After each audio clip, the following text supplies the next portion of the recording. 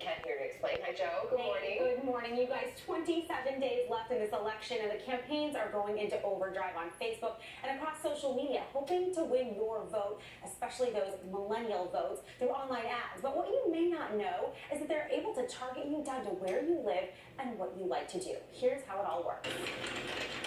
The average user spends almost an hour a day on Facebook, scrolling, liking, and commenting. Each move you make is a data point.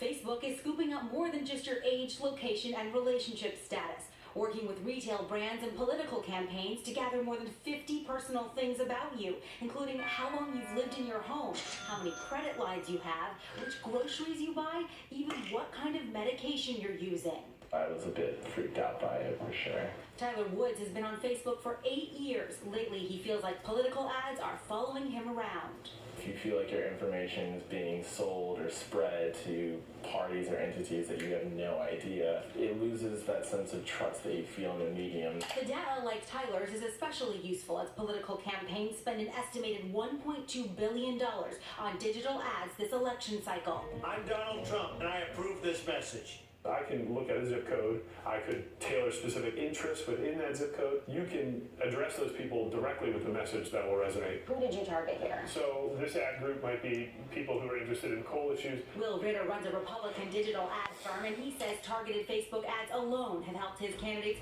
move up in the polls, and they're much cheaper than TV commercials.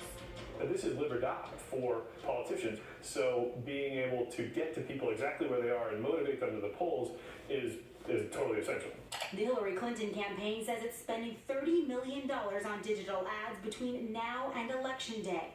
We face big challenges, but we can solve them the same way families do, working together. On Facebook, we're in competition for your attention with your best friend, your spouse, your kids. And if we're not able to produce a message or a video or whatever it is that's actually compelling, you know perfectly well that you can just scroll past it or click to any other thing on the internet. Both campaigns match voter information with your Facebook data to get out the vote. Donald Trump's campaign also uses his huge Twitter following, gathering personal data from Twitter, then matching it to find you on Facebook and show you ads. Donald Trump for president. When Mr. Trump sends out a tweet and his tweets are retweeted or he's tweeted at, we're then able to pull that data and use it. Privacy advocates call Facebook's ad platform the surveillance business model. Every click you make will impact what you see in the future. It means that when you're going on Facebook, you're likely going to be presented with ads and information that are based on what your patterns have done in the past. It's not neutral. It's not supposed to be neutral. And digital rights experts say that all that stored data could be made more available to the government and to hackers. And the more that's collected, the more it's a target.